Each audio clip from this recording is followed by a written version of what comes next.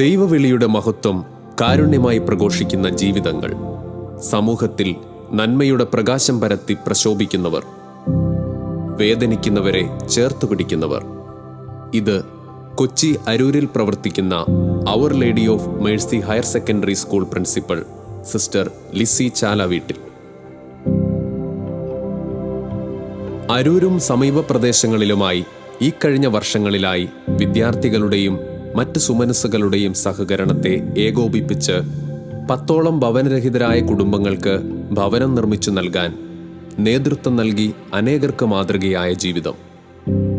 സ്കൂളിലെ തിരക്കേറിയ പ്രവർത്തനങ്ങൾക്കിടയിലും ജീവകാരുണ്യ മേഖലയിലും കുടുംബ പ്രേഷിതത്വത്തിലും പ്രവർത്തിക്കുന്ന ഈ സന്യാസിനി തന്നെ വഴി നടത്തുന്ന ദൈവസ്നേഹാനുഭവം നമ്മോട് പങ്കുവയ്ക്കുന്നു.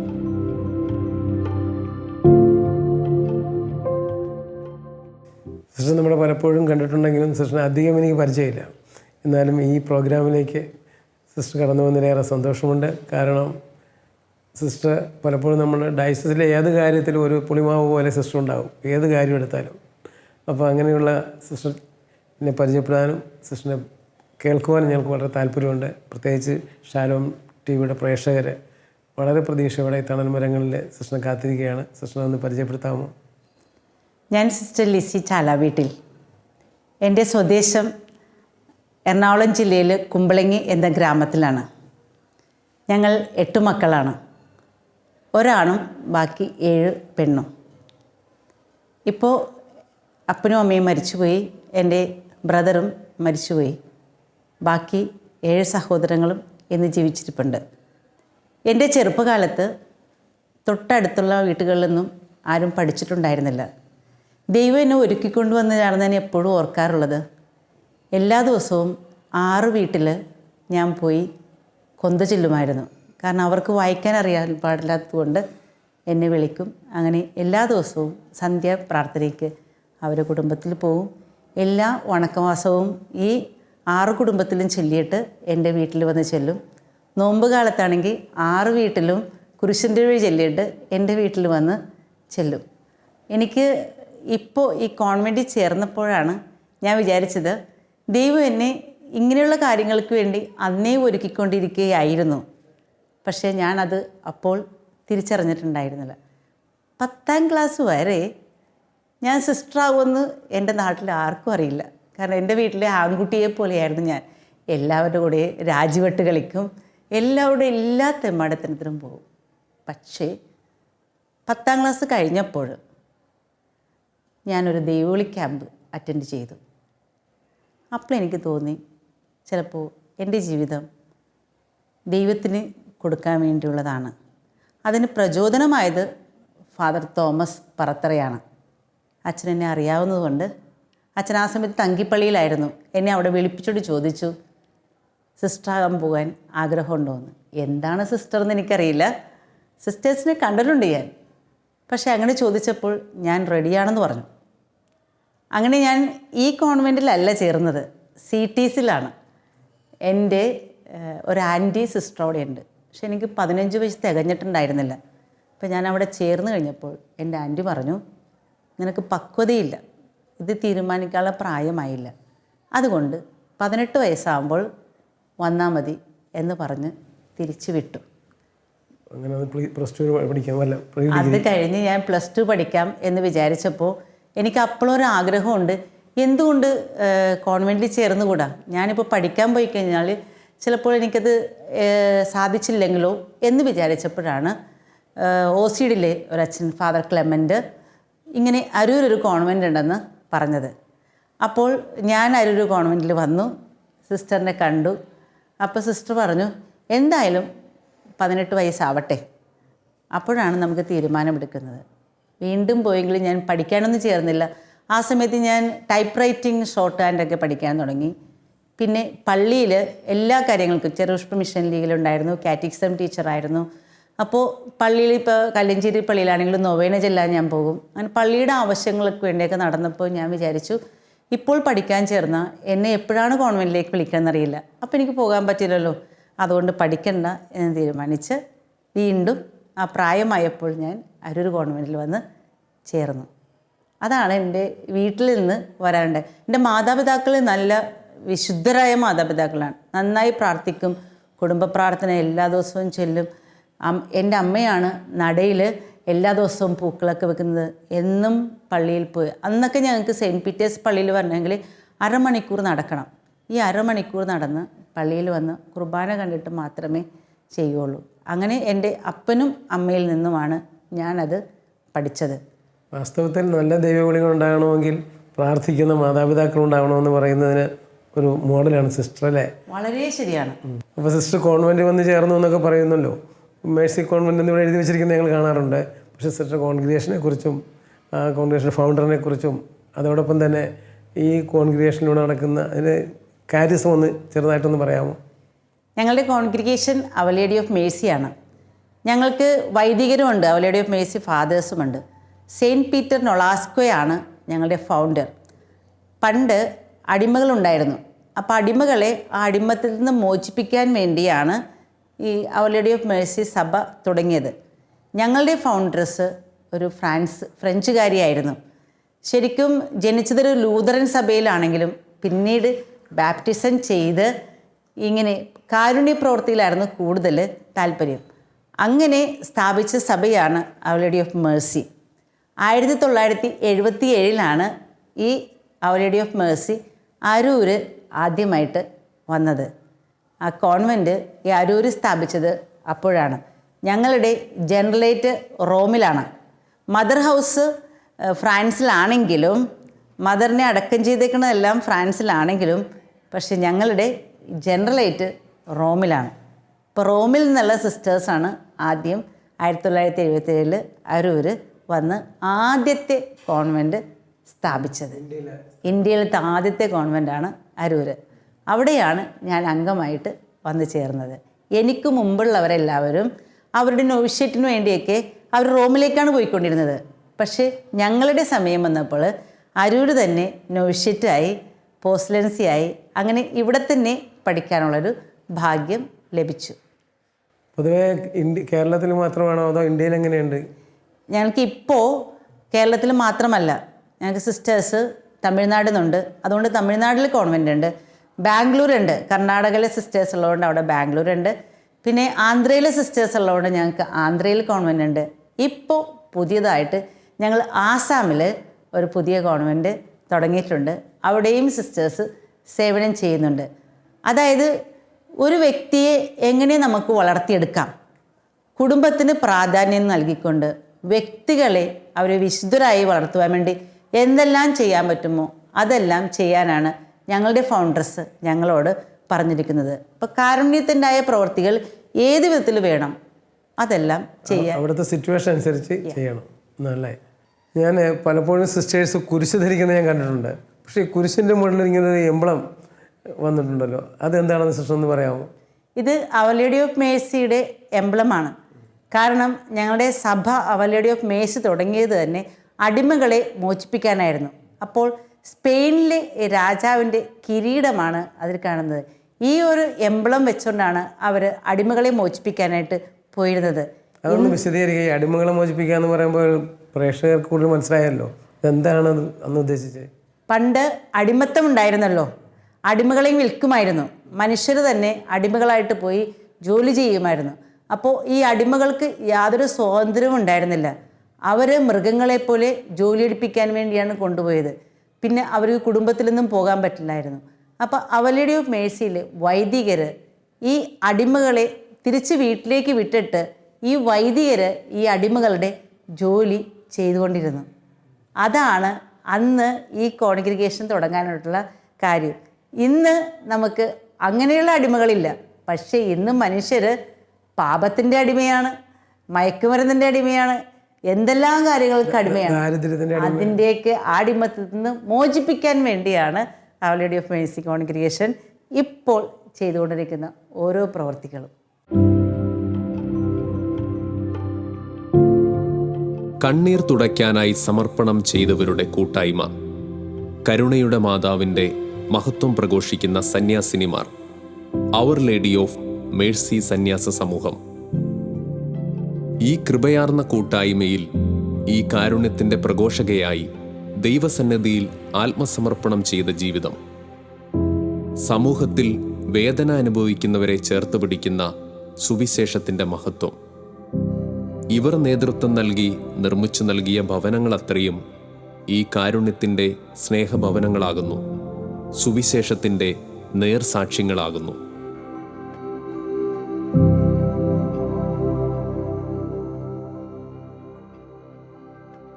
പിന്നെ ബാക്കി സിസ്റ്റർ പറഞ്ഞ് നേരത്തെ ഞാൻ പറഞ്ഞ പോലെ സിസ്റ്റർ പറഞ്ഞല്ലോ എന്നോട് ഇവിടെ വന്ന് 10ാം ക്ലാസ്സിലും ആണ് വന്നു ചേർന്നതെന്ന്. പക്ഷേ ഈ ഇറ്റലിയിലുള്ള മദർ ഹൗസും സിസ്റ്ററുള്ള കണക്ഷനൊക്കെ ഈ ഭാഷ എങ്ങനെ സഹായിച്ചു? ഞാൻ ഇവിടെ വന്ന് പ്രീ ഡിഗ്രി പഠിച്ചു.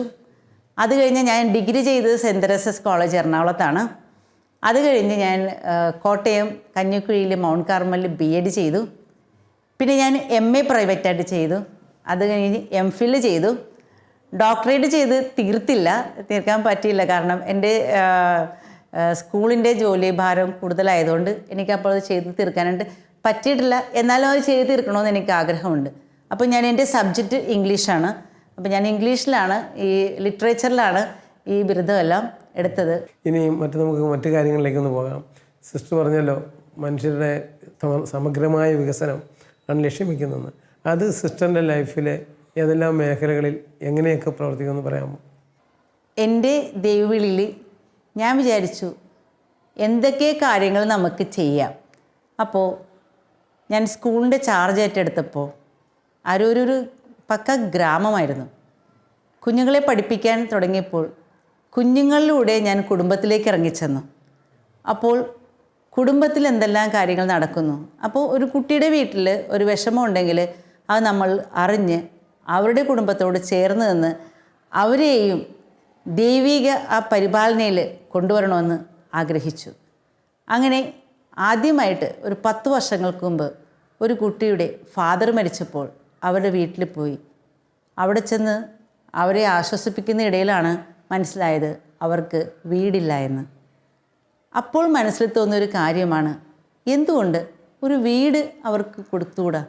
അവരുടെ ഒരു സ്വപ്നമാണ് വീടെന്നുള്ളത്. അങ്ങനെയാണെങ്കിൽ ആ കുടുംബം ഒന്ന് രക്ഷപ്പെടുമല്ലോ.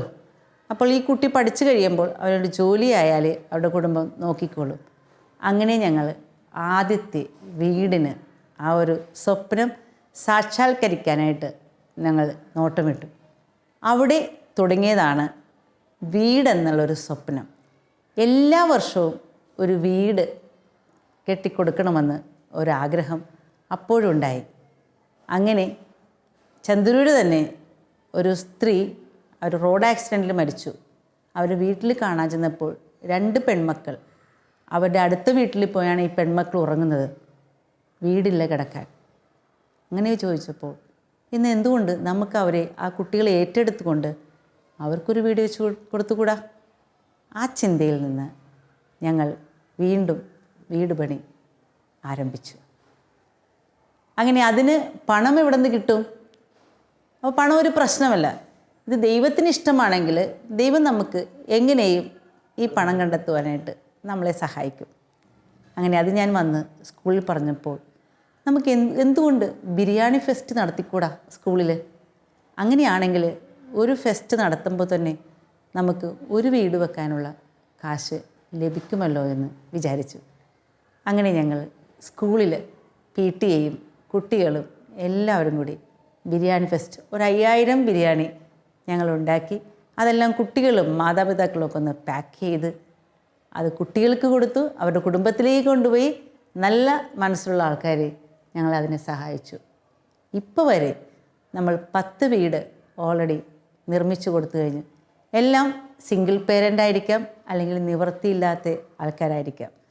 അതിലൂടെ ഈ കുടുംബത്തെയെല്ലാം ചേർത്ത് പിടിക്കാനായിട്ട് നമുക്ക് സാധിച്ചിട്ടുണ്ട്. ഇന്നും നമ്മൾ തുടർന്നു കൊണ്ടുപോകുന്നത് ഒരു കുടുംബത്തിൽ ഫാദർ മരിച്ചു പോയാൽ നമ്മൾ ആ കുട്ടികളെ ഏറ്റെടുത്തിട്ട് അവർ 10ാം ക്ലാസ് അല്ലെങ്കിൽ 12ാം ക്ലാസ് പഠിച്ച് കഴിയുന്നവരെ നമ്മുടെ സ്കൂളിൽ പഠിക്കും. പിന്നെ ആ കുടുംബവും നമ്മുടെ കൂടെ ചേരും. ഇതാണ് ഇപ്പോൾ നമ്മൾ ചെയ്തുകൊണ്ടിരിക്കുന്നത്. ആ കുടുംബങ്ങളെ ദത്തെടുക്കും, വേണ്ടി വന്നാൽ ദത്തെടുക്കും. കുട്ടികളുടെ കാര്യത്തിൽ ഞാൻ ചെയ്യുമ്പോൾ കുട്ടികളെ അറിഞ്ഞ് സ്നേഹിക്കും. എൻ്റെ ഒരു കാര്യം എന്ന് പറഞ്ഞാൽ കുട്ടികളുടെ ഹൃദയത്തെ തൊടണം. അപ്പോൾ ആ കുടുംബത്തെ തൊട്ടതുപോലെയാകും. അങ്ങനെ അറിഞ്ഞ് സ്നേഹിച്ച്, ഇപ്പോൾ അവർക്ക് പൈസ ഇല്ലെങ്കിലും ഞാൻ അവരെ ഫ്രീ ആയിട്ട് പഠിപ്പിച്ച്, കാരണം ഒരു കുട്ടി നന്നായാൽ ഒരു കുടുംബം നന്നാകും. അപ്പം അതുകൊണ്ട് അങ്ങനെ ഞാൻ ചെയ്തത് കൊണ്ട് കുട്ടികൾക്ക് ഇപ്പോഴും എവിടെ വെച്ച് കണ്ടാലും അവർ എന്നെ കാണാൻ വരും, സംസാരിക്കും. അവിടെ ചിലപ്പോൾ ഞാൻ പിണങ്ങിയിട്ടുണ്ടാവും, പക്ഷെ അതുപോലും സ്നേഹമായിട്ട് എടുത്തുകൊണ്ട് ഞാൻ ചെയ്ത ആ പ്രവർത്തികൾ ഇപ്പോൾ എൻ്റെ കുട്ടികൾ ചെയ്യുന്നുണ്ട്. കാരണം ഞാൻ ഫസ്റ്റ് ബാച്ചിൽ എൻ്റെ കുട്ടികൾ വന്നിട്ട് സിസ്റ്റർ ആരെങ്കിലുമൊക്കെ സ്പോൺസർ ചെയ്ത് പഠിപ്പിക്കണോ, അങ്ങനെ വന്ന് പഠിപ്പിക്കുന്നുണ്ട്.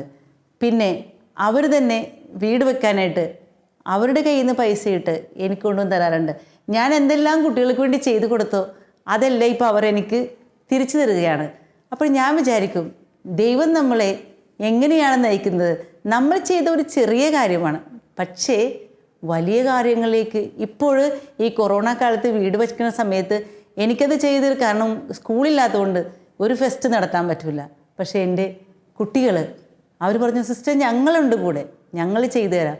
ഇപ്പം അവരാണ് ഈ വീട് വെക്കാനായിട്ട് സഹായിച്ചുകൊണ്ടിരിക്കുന്നത്. നമ്മളൊന്ന് ഹൃദയത്തെ തൊട്ടപ്പോൾ അവർ ജീവിതങ്ങളെ തൊടാനായിട്ട് തുടങ്ങിക്കഴിഞ്ഞു.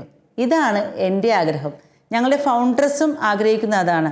വിദ്യാഭ്യാസത്തിനുപരി കുഞ്ഞുങ്ങളെ അറിഞ്ഞ് ആ കുഞ്ഞുങ്ങൾ നല്ല വ്യക്തികളായി, നല്ല മാതൃകകളായി ഈ സമൂഹത്തിനും നമ്മുടെ ലോകത്തിനും ഉപകരിക്കുന്ന നല്ല വ്യക്തിത്വത്തിൻ്റെ ഉടമകളായിട്ട് വരണമെന്നാണ്. അതാണ് ഞങ്ങളുടെ ഉദ്ദേശവും. അല്ല പഠിപ്പിക്കൽ മാത്രമല്ല, ഒരു കുട്ടിയുടെ ആ വ്യക്തിത്വം വളരണം. സമൂഹത്തിൽ ആ കുട്ടി ചെന്നാൽ ആ കുട്ടിയുടെ കരുണ മുന്നിട്ട് നിൽക്കണം. അതിനാണ് നമ്മൾ കൊടുക്കുന്നത്. അവർ ലേഡി ഓഫ് മേഴ്സി സ്കൂളിൽ നിന്ന് പോകുന്ന പിള്ളേർ ഒരു പരിധി വരെ മേഴ്സി ഉള്ളവരായിരിക്കും. കാരണം മറ്റു പലരും തള്ളി, ഇപ്പം ടീച്ചേഴ്സിൽ പിന്നെ അത് ഭയങ്കര നോട്ടിയാണല്ലോ സിസ്റ്ററെ, അതിനെ തള്ളി. ഞാൻ പറഞ്ഞ് നമ്മൾ തള്ളിക്കളഞ്ഞാൽ ആ കുട്ടി നാളെ ഒരു ക്രിമിനലായി മാറും. അപ്പം നമ്മുടെ സമൂഹത്തിന് ദ്രോഹമല്ലേ. നമുക്ക് ആ കുട്ടിയെ ഒന്ന് ചേർത്ത് പിടിച്ച് സ്നേഹിച്ചാൽ ഈ കുഞ്ഞായിരിക്കും ചിലപ്പോൾ മറ്റു 10 പേർക്ക് വെളിച്ചമായി മാറുന്നത്.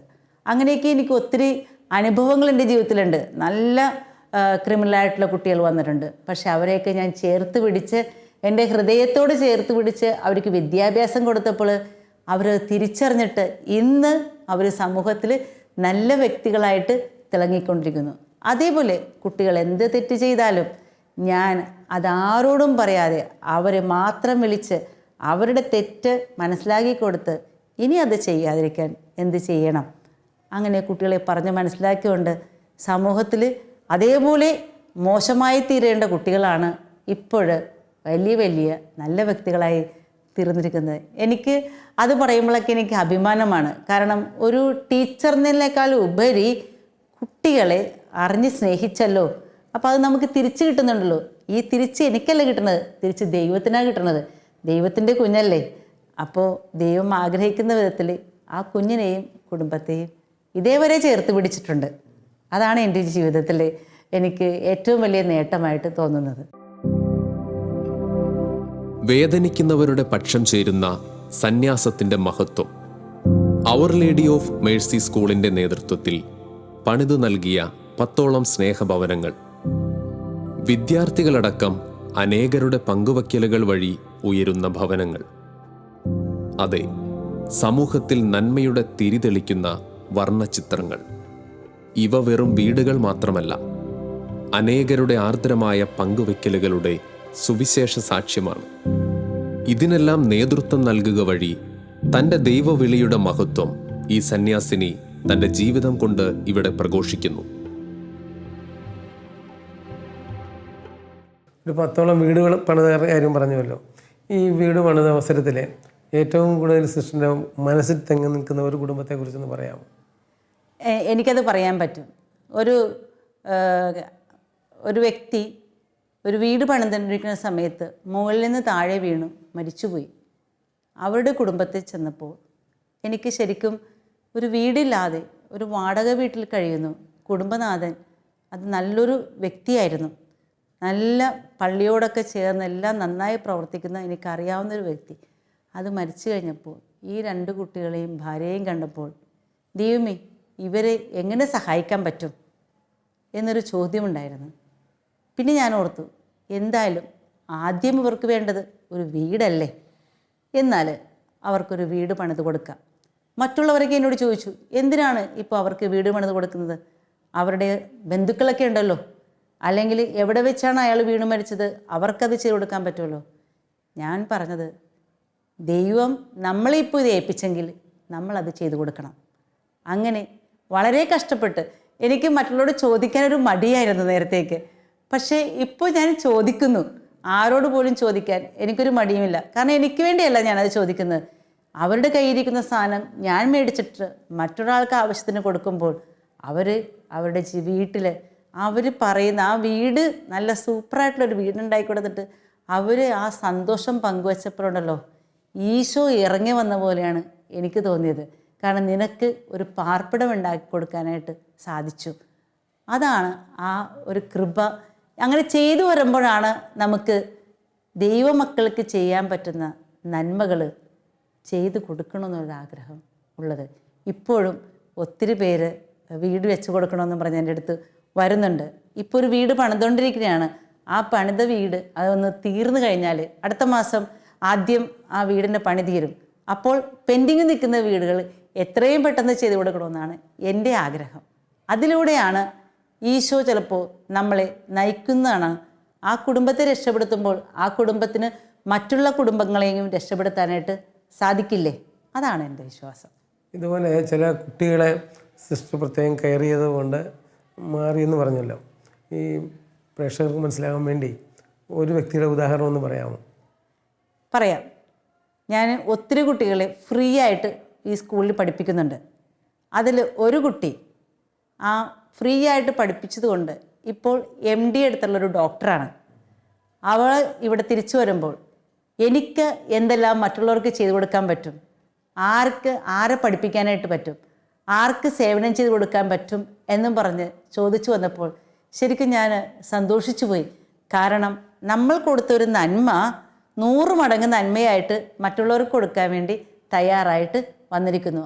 അങ്ങനെ അനേകം കുട്ടികൾ നമ്മൾ ഫ്രീ ആയിട്ട് കൊടുത്തിട്ട് ഡോക്ടർമാരായും എൻജിനീയർമാരായും ഇപ്പോൾ ദുബായിൽ ബിസിനസ് ചെയ്യുന്ന കുട്ടികളുണ്ട്. അവർ മറ്റുള്ളവർക്ക് ജോലി കൊടുത്ത് കൊണ്ടുപോകുന്നു.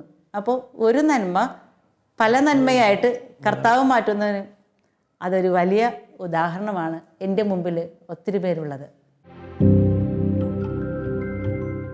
കരുണയുടെ ആർദ്രമായ സുവിശേഷ ചിന്തകൾ അനേകർക്ക് മാതൃകയേകുന്ന സന്യാസിനികളും അവരുടെ വിദ്യാർത്ഥികളും അധ്യാപകരും മാതാപിതാക്കളും. ഇത്തരം സ്നേഹക്കൂട്ടായ്മകളാണ് നാടിൻ്റെ മാറ്റത്തിൻ്റെ വഴികളാകുന്നത്. നന്മയുടെ വലിയ ജാലകങ്ങൾ തുറന്ന് അവർ ലേഡി ഓഫ് മേഴ്സി സ്കൂൾ എന്ന ഈ വിദ്യാലയം പരസ്പര സ്നേഹത്തിൻ്റെ വിളക്കുമരമായി അരൂർ എന്ന ഈ ദേശത്ത് പ്രശോഭിക്കുന്നു. വാസ്തവത്തിൽ ഇന്ന് ഈ സൈബർ യുഗത്തിൽ ജനങ്ങളെല്ലാവരും ഒരു കച്ചവട സംസ്കാരത്തിലാണ്. അതുകൊണ്ട് തന്നെ നിസ്വാർത്ഥമായിട്ടുള്ള സന്യാസവും അതോടൊപ്പം തന്നെ സേവനവും നടക്കുക വളരെ ബുദ്ധിമുട്ടുള്ളൊരു കാലയളവാണ്. കാരണം ഈ ലോകത്തിൻ്റെ ആവശ്യങ്ങൾ, ലോകത്തിൻ്റെ അരൂപി എന്ന് തന്നെ പറയാം, എല്ലാ ജീവിതാന്തസ്സിലുള്ളവരെയും ഞെരുക്കിക്കൊണ്ടിരിക്കുന്ന ഈ കാലയളവിൽ അതിനെയൊക്കെ പൊട്ടിച്ചെറിഞ്ഞുകൊണ്ട് സിസ്റ്ററിന് ഈ ഒരു ദൈവവിളിയുടെ ശരിയായൊരു ഉത്തരം കണ്ടെത്താൻ സാധിക്കുന്നുണ്ട് എന്നാണ് ഞങ്ങൾ മനസ്സിലാക്കുന്നത്. ഇതിലിങ്ങനെ നിലനിർന്നു പോകാനായിട്ട് സിസ്റ്ററിനെ സഹായിച്ചിട്ടുള്ള ഘടകങ്ങളും അതോടൊപ്പം ഇതിൻ്റെ ഒരു എങ്ങനെയൊക്കെ ഇത് മറ്റുള്ളവർക്ക് പ്രകാശമായി തീർന്നു എന്നുകൂടെ പറഞ്ഞുകൊണ്ട് സിസ്റ്ററിനൊന്ന് ഇത് കൺക്ലൂഡ് ചെയ്യാമോ? ശരിക്കും എൻ്റെ ഒരു ജീവിതം കർത്താവിൻ്റെ കൃപ തന്നെയാണ്. ഒരു അനുഗ്രഹമായി തീരണമെന്നാണ് ഞാൻ ആഗ്രഹിക്കുന്നത്. അത് കുടുംബത്തിലാകാം, എൻ്റെ സമൂഹത്തിലാകാം, അല്ലെങ്കിൽ എൻ്റെ കോൺഗ്രിഗേഷനിലാകാം, എവിടെയായിരുന്നാലും ഒരു അനുഗ്രഹമായിരിക്കണം. 2018 മാർപ്പാപ്പ ഫ്രാൻസിസ് മാർപ്പാപ്പനെ കണ്ടു. ഒരു 5 മിനിറ്റ് നേരം മാർപ്പാപ്പയുടെ കൈ പിടിച്ചുകൊണ്ട് ഞാൻ നിന്നു. ആ നിന്ന് കഴിഞ്ഞിട്ട് പുറത്തേക്ക് ഇറങ്ങിയപ്പോൾ വത്തിക്കാനിലെ ഒത്തിരി ആൾക്കാർ എൻ്റെ അടുത്ത് പറഞ്ഞു, ഇത്രയും നേരം കൈ പിടിച്ച് നിന്ന് sister you are A blessing എന്ന് അവരുടെ അടുത്ത് പറഞ്ഞു. അത് കഴിഞ്ഞ് ഞാൻ നാട്ടിൽ വന്നപ്പോൾ എൻ്റെ നാട്ടിലുള്ള ആൾക്കാരെല്ലാം ഞാൻ പള്ളിയിൽ പോയപ്പോൾ അവരെല്ലാവരും എൻ്റെ കൈ പിടിച്ചിട്ട് പറഞ്ഞു, അത്രയും നേരം മാർപ്പാപ്പയുടെ കൈ പിടിച്ചിട്ടുണ്ടെന്ന് വെച്ചത് എന്തൊരു അനുഗ്രഹമാണ്. ആ മാർപ്പാപ്പയുടെ മുഖത്തുള്ള സന്തോഷം ഉണ്ടല്ലോ, ആ സന്തോഷം ഞാൻ അനുഭവിച്ചു. ആ സന്തോഷം എനിക്ക് മറ്റുള്ളവർക്കും കൂടി കൊടുക്കണം. എന്തിനാണ് നമ്മുടെ ജീവിതം? ജീവിതം കുടുംബങ്ങളെ പടുത്തുയർത്തുകയല്ലേ. കുടുംബത്തിലേക്ക് നമുക്ക് എന്താ കൊടുക്കേണ്ടേ? സന്തോഷവും സമാധാനവുമല്ലേ. അപ്പോൾ അത് നൽകാനാണ് ഞാനായിരിക്കുന്നത്. എൻ്റെ ജീവിത അവസാനം വരെ, ദൈവം എത്ര നാൾ നമുക്ക് ഈ ജീവിതം തരുമെന്ന് അറിയില്ല, അതിൻ്റെ അവസാനം വരെ എനിക്ക് ഇതേ സന്തോഷത്തിൽ, ഇതേ സമാധാനത്തിൽ, ഇതേ കരുണയിൽ ജീവിക്കണമെന്നാണ് ആഗ്രഹം. ഓരോ ദിവസവും കർത്താവ് ആരേക്ക് തൊടാൻ ആഗ്രഹിക്കുന്നുണ്ടോ അവരേക്ക് തൊടണം. അതിന് സമയം കണ്ടെത്തി ആ ജീവിതങ്ങളെ ചേർത്ത് പിടിക്കണം. അത് ഒരു കുട്ടിയെ ആയാലും ഒരു കുടുംബത്തെ ആയാലും എന്താണെങ്കിലും എനിക്ക് ഈ ഒരു പുഞ്ചിരിയിൽ ജീവിതാവസാനം വരെ ഉണ്ടാകണമെന്നാണ് എൻ്റെ ആഗ്രഹം. അത് കർത്താവിനോടത്ത് ഉണ്ടാവണം. വാസ്തവത്തിൽ കർത്താവിൻ്റെ ഉത്ഥാനത്തിൻ്റെ ശക്തി സിസ്റ്ററിൽ പ്രവർത്തിക്കുകയാണ്. കുരിശ് പല കാലത്തും ഉണ്ടായിരുന്ന ചെറുപ്പകാലങ്ങളിലൊക്കെയും. എന്നാൽ ആ ക്രൂശിതനായ ക്രിസ്തുവിനെ കണ്ടെത്തിയ സിസ്റ്റർ സമർപ്പിത ജീവിതത്തിലൂടെ ഉത്ഥാനത്തിൻ്റെ ജീവിതത്തിലേക്ക് കടന്നു വന്നിരിക്കുകയാണ്. ഇങ്ങനെ ഒരു സിസ്റ്ററിനെ കാണുവാനും സിസ്റ്ററിനെ പരിചയപ്പെടാനും സാധിച്ചതിൽ ഏറെ നന്ദിയുണ്ട്. ഈ സംശയക്ക് സ്തുതിയായിരിക്കട്ടെ. ഇപ്പോഴെപ്പോഴും സ്തുതിയായിരിക്കട്ടെ.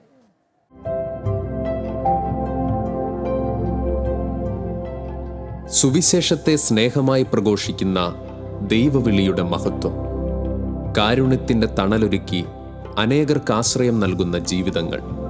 അതെ, തണൽ മരങ്ങൾ ഇങ്ങനെയാണ്. വെയിലേറുമ്പോൾ തണലേകുന്ന കൂടാരങ്ങളായി അനേകർക്ക് മുൻപിൽ നിലകൊള്ളുന്നു. ഇത്തരം ദൈവവിളിയുടെ മഹത്വം ഇന്നിൻ്റെ സുഗന്ധമാകുന്നു, സുവിശേഷത്തിൻ്റെ സാക്ഷ്യമാകുന്നു.